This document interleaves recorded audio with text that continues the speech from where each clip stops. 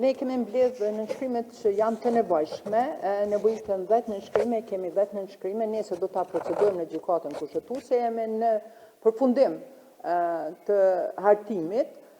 besoj nëse në ora 11 do ta procedojmë në gjykatën kushtetuese, besoj që është shkelje e proceduar, është shkelje ligjore, është shkelje kushtetuese që në mes të votimeve,